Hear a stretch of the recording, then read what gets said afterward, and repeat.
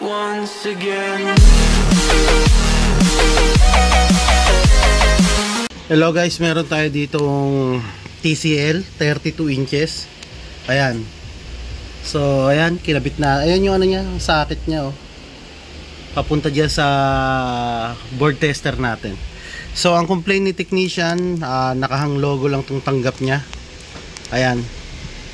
So pinadala sa atin yung board para ipa-program. Okay, so gagawa natin 'to ng paraan para ma-solve natin tong problema na 'to. Okay, so prepare natin yung kailangan natin.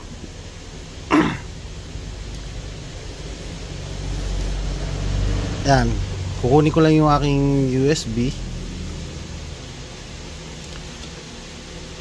Yes natin. Ang dami naman ng USB natin. Ayan. So, ito yung ating USB. Ayan. Okay, so yan yung file. Kunin natin yung dyan. Then, kabit natin ito dito.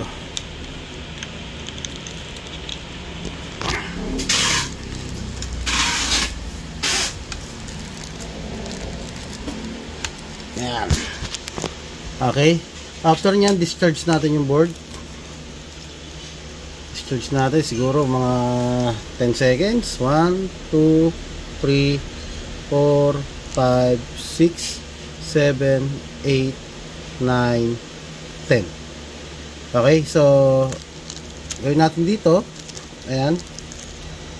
Kailangan nating i-press and hold natin to. Ayan. Then saka natin isasaksak. Okay, so gawa tayo ng paraan para ma-video natin to habang sinasaksak natin. Okay, ayan.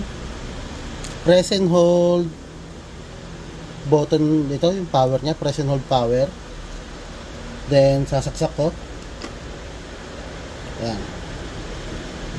So wag natin bibitawan hangga't hindi lumalabas yung kanyang, ayan, nag-blink na siya. So hintayin natin may lumabas diyan na, ayun. Okay, then bitawan na natin. After nyan, hintayin natin siya matapos. Ayan na. Ayan, nakasulat. Please do not power off during upgrading. So, hintayin natin yan hanggang sa matapos po yan. Okay? Ayan.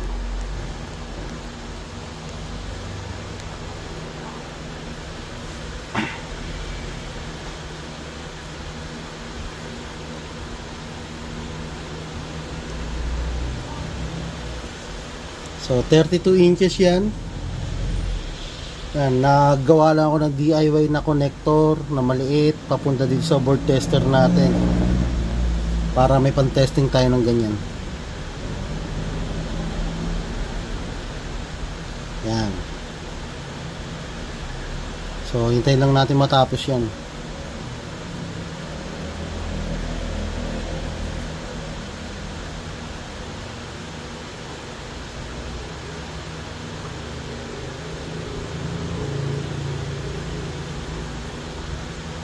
So ang issue nito mga master, mga viewers, hang logo siya. Hang siya sa Android. Hindi na siya nagtutuloy. So puro Android lang siya.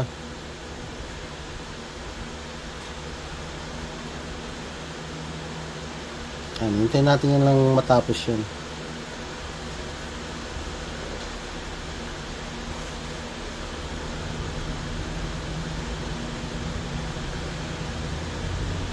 Yung display niya kaya baligtad, original setting po yan ng panel ng board, original setting para sa panel na nakakabit dito. So yung setting na yan hindi natin gagalawin yan, para pag kinabit ni technician itong board na to sa kanyang panel o sa mismong unit na, wala na siyang babaguing setting, plug and play na lang po siya. Kaya hindi natin gagalawin niya, kahit baligtad sa monitor natin, as is na yan, hindi na natin gagalawin. Kasi pag kinabit niya na sa pinaka screen niya yan, sa LCD niya, normal na ulit yung picture niyan. Hindi na po baligtad. So parang Christmas light. Ayan, hintayin lang natin matapos yan.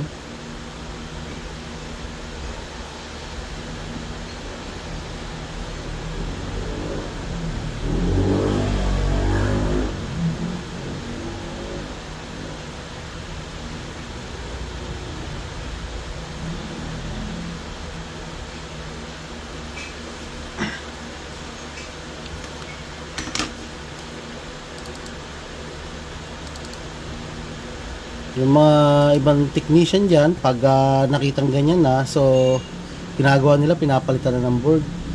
Pero nakakahinayang kasi minsan na ipapalit nila is mas luma pa dun sa board na may problema. Okay, kung makikita nyo, ayan, install completed. Tanggalin na natin yung USB.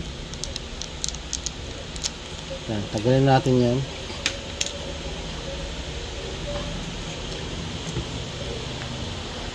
Okay, ayan, nag-restart na siya. Ayan, TCL. Ayan. So, hihintayin lang po natin yan. Hindi natin po gagalawin yan, hihintayin lang po natin yan. Ayan.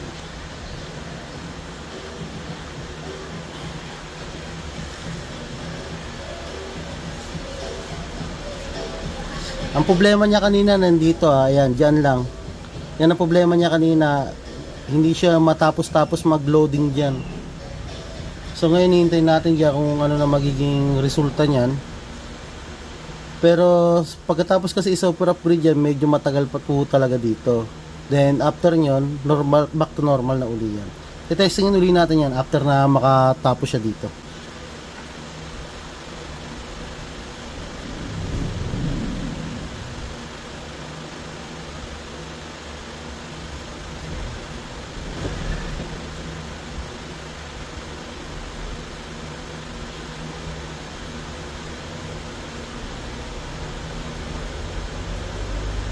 So ayan po, nakita nyo, tapos na siya. Nalagpasan niya na yung problema niya.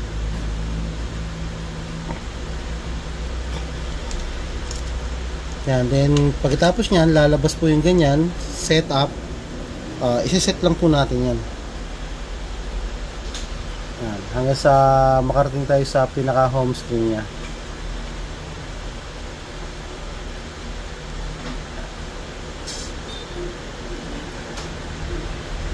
Hintayin lang natin matapos na lahat ng setup niya.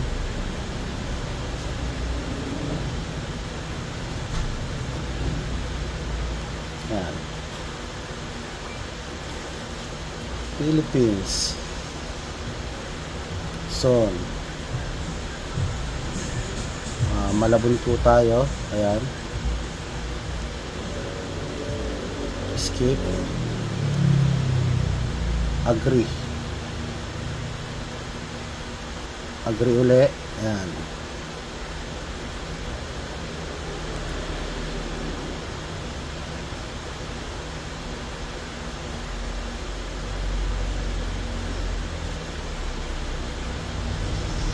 So ayan yung makikita nyo, solve the problem na nakapasok na siya sa home screen.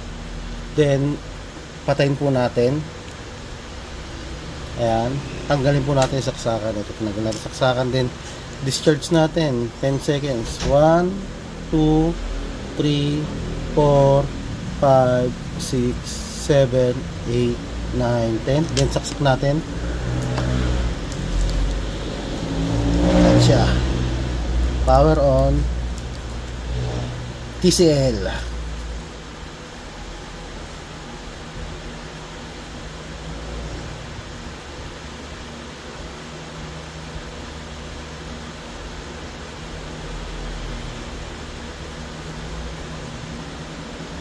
Yan, TCL.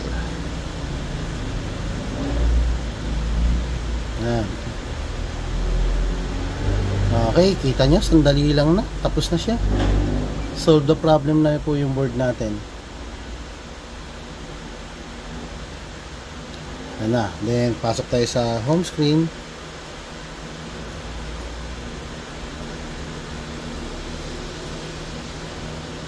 Yan. So okay na.